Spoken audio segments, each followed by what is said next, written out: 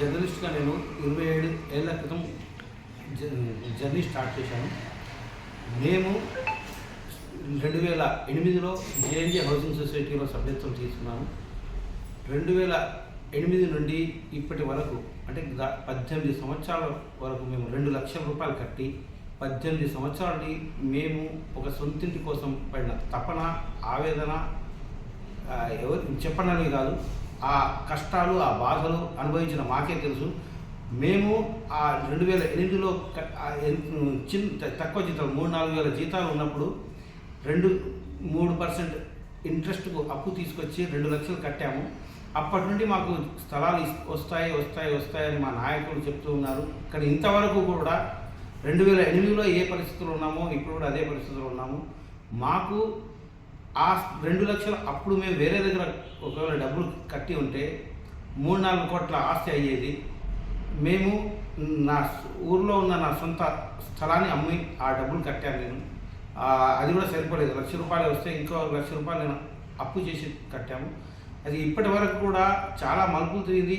మా నోటికాడికి వస్తున్నట్టే వచ్చి మళ్ళీ దూరం అయిపోతుంది. 2017లో ఇంటరిమ్ ఆర్డర్, సుప్రీంకోర్టు ఇంటరిమ్ ఆర్డర్ ఇచ్చింది. నిజాంపేట్ 32 ఎకరాలు, పేట్ బషీరాబాద్ 38 ఎకరాలు మీరు డెవలప్ చేసుకోండి అని సుప్రీంకోర్టు ఇచ్చింది.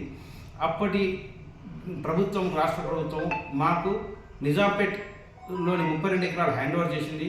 పేట్ బషీరాబాద్ స్థలం మాకు కోర్టు కేసులు ఉన్నాయి, తర్వాత ఇస్తామని పెండింగ్ పెట్టింది. అయితే 2017 తర్వాత 2022లో జస్టిస్ రమణ గారు మాకు మీరు ఇల్లు కూడా కట్టుకోండి, స్థలాలు జర్నలిస్ట్కి చెందుతాయని చెప్పారు. దాని తర్వాత కూడా మాకు ప్రభుత్వము పేట్ బషీరాబాద్, అప్పటి కేసీఆర్ ప్రభుత్వము పేట్ బషీరాబాద్ స్థలం హ్యాండ్ ఓవర్ చేయకుండా మమ్మల్ని మభ్యపెడుతూ మా నాయకులు ఈరోజు ప్రభుత్వం ఈరోజు ఇస్తుంది రేపు ఇస్తుంది అనుకుంటూ మమ్మల్ని మభ్యపెట్టారు. ఇప్పటి వరకు మాకు ఇవ్వలేదు. గత సంవత్సరము సెప్టెంబర్ 8వ తేదీన ఎగ్జాక్ట్ 1 ఇయర్ బ్యాక్ మాకు రేవంత్ రెడ్డి గారు కూడా 38 ఎకరాలు పేట్ బషీరాబాద్ స్థలం మాకు హ్యాండ్ ఓవర్ చేసేసారు, అప్పగించారు. ఇప్పుడు నిజాంపేట, పేట్ బషీరాబాద్ 2 స్థలాలు మా స్వాధీనంలోనే ఉన్నాయి. కానీ పేట్ బషీరాబాద్లో కేసులు ఉన్నాయనే పేరుతోటి అది మాకు హ్యాండ్ ఓవర్ అంటే మా హ్యాండ్ ఓవర్ తీసుకోవడం అంటే పంచనామా చేసి మాకు ఇవ్వడంలో కొద్దిగా అక్కడి కలెక్టర్ కానివ్వండి, ప్రభుత్వ యంత్రాంగం కొద్దిగా దాన్ని వెనుకబట్టు పట్టింది. దానికోసము మేము మన రాష్ట్ర ప్రభుత్వాన్ని, సీఎం రేవంత్ రెడ్డి గారిని వేడుకుంటున్నది ఏంటంటే, మీరు గత సంవత్సరం రవీంద్ర భారత్లో ఉత్సాహభరిత వాతావరణంలో, ఆహ్లాదకర వాతావరణంలో మీరు బహిరంగంగా చేసిన ప్రకటన పేట్ బషీరాబాద్ 38 ఎకరాలు ఇచ్చామని, అది కార్యరూపం దాల్చలేదు. ఈ మధ్యన మన జస్టిస్ ఖన్నా తీర్పు గత సంవత్సరం అక్టోబర్లో వచ్చింది, నవంబర్ 25 అనుకుంటా, నవంబర్ 25న వచ్చింది. అందులో ఏముంది అంటే, జర్నలిస్టులు స్థలం తీసుకోవడానికి జర్నలిస్టులకు స్థలం ఇవ్వడానికి రాష్ట్ర ప్రభుత్వానికి అధికారం ఇచ్చింది. జిహెచ్ఎంసీ పరిధిలో ఉన్న స్థలంలో ఇవ్వకూడదన్నది.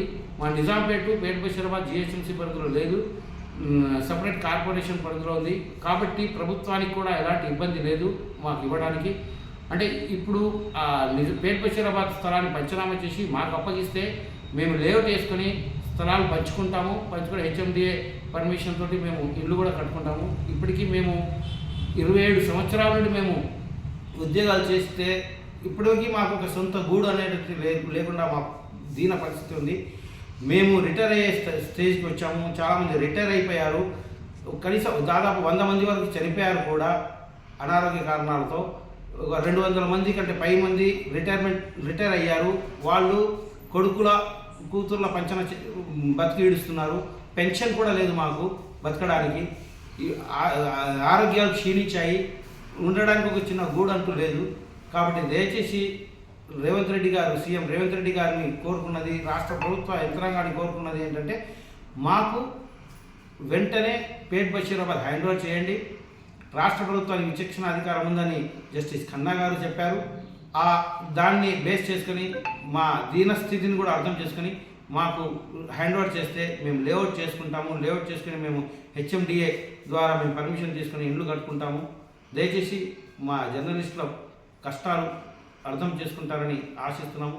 మా 18 ఏళ్ళ కష్టాన్ని, ఆవేదనను, ఆక్రందనలు మీరు మాత్రమే తీర్చగలుగుతారని అంటున్నాం.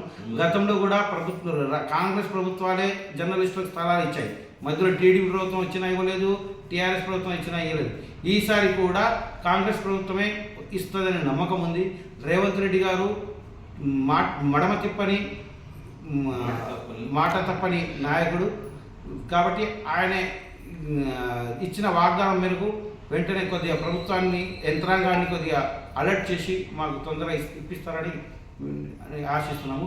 ఈ రోజు నుండి మేము గత ఏడాది అంటే రేవంత్ రెడ్డి గారు మాకు హ్యాండ్ ఓవర్ చేసి ఏడాది పూర్తయిన సందర్భంగా మేము ఈ రోజు నుండి జేఎన్జే హౌసింగ్ సొసైటీ ఆధ్వర్యంలో మేము రిలే నిరాహార దీక్ష ప్రారంభించాము. ఈరోజు మొదటి రోజు. ఈ కంటిన్యూగా మా మీద కనికరం సీఎం గారు, ప్రభుత్వ యంత్రాంగం కనికరం చూపించి మాకు స్థలాలు హ్యాండ్ ఓవర్ చేసి మేము లేఅవుట్ వేసి మాకు 200 గజాలు చొప్పున మాకు అప్పగించే వరకు ఈ రిలే దీక్షలు కొనసాగిస్తామని మేము అంటున్నాము. ఈ పోరాటంలో మా ప్రాణాలు పోయినా పర్లేదు, అన్నిటికీ తెగించే మేము ఇందులో దిగాము.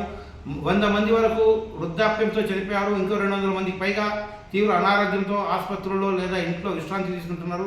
మా పరిస్థితి కూడా ఆ స్థాయికి చేరక ముందే మేము మా సొంత ఇంట్లో మా చివరి రోజులు గడపాలనే ఆకాంక్షను సీఎం గారు తీరుస్తారు, రాష్ట్ర ప్రభుత్వం తీరుస్తుందని మేము ఆశిస్తున్నాము.